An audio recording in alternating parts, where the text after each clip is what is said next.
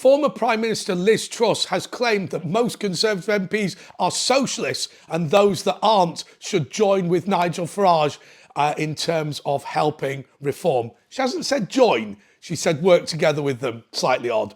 Anyway, I'll go through all of it in this video. Hello everyone, this is Andre Walker. Thanks so much for watching this video. Please do subscribe, but more importantly, hit the bell notification icon. It's the best way to absolutely guarantee you get all of my videos as soon as they are released. Well, I've always said that one of the most ruinous disgraces in the history of British politics is a guy called Alan Mabbott. He was legally in charge of the Conservative Party when it was run into the ground by the political left. The man doesn't like me very much.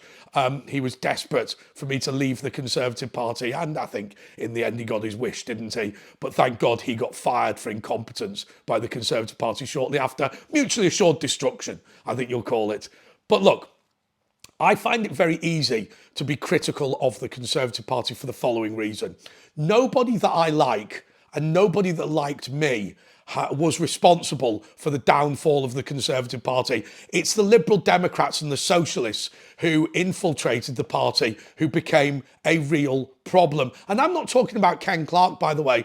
I've got a great deal of respect for somebody who is a fiscal conservative, somebody who's a constitutionalist, but who is pro-European, especially at that age, simply because he was very much a post-war baby. I accept that, but it's the people who come later who genuinely believe in socialism.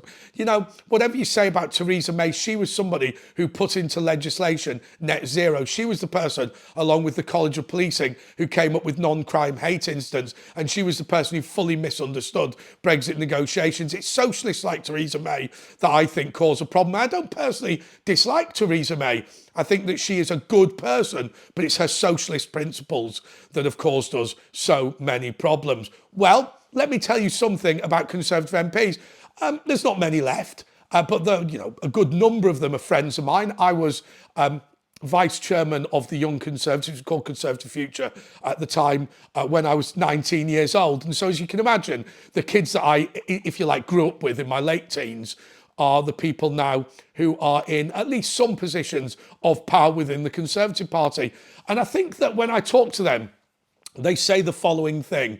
Look, we've got to see what's happening now. I think the Conservative Party is teetering on the brink of collapse. I know one Conservative MP in particular who said that he wants to give it a year to see if the Conservative Party can survive. And then if not, obviously he's going to go to Reform. Now, I think it's important to bear in mind something. There is no God-given right of a Conservative MP to join Reform.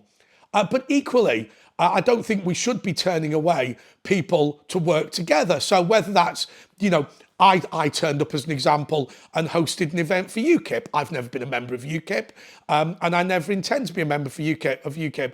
I've turned up and done events for the Conservative Party, and I've done events for Reform UK, and I just feel like we should be working together. But what I worry about more than anything else, when people turn around and go, oh, Conservative MPs should join Reform, I just wonder that why we should be pandering to this arrogance. Let's put it that way.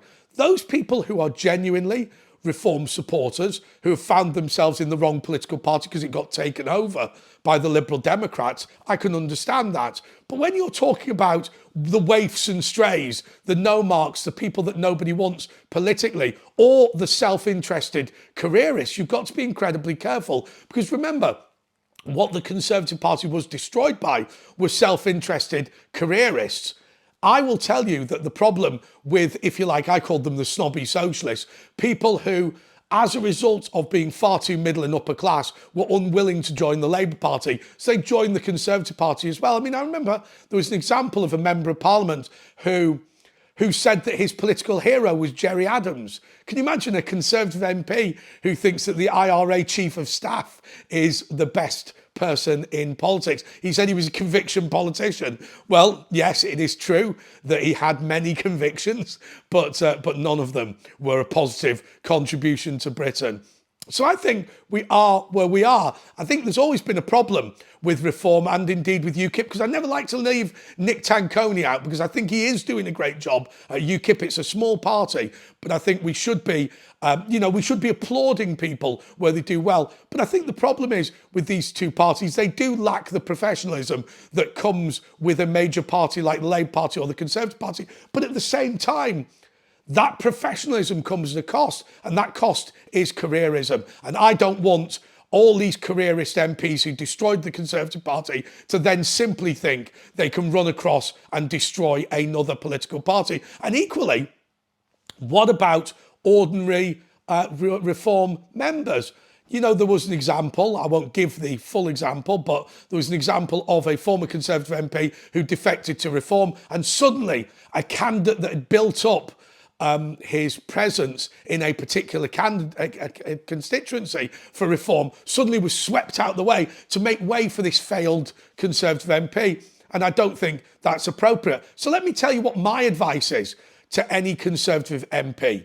Forget which political party you're a member of. In some respects, your fate is sealed.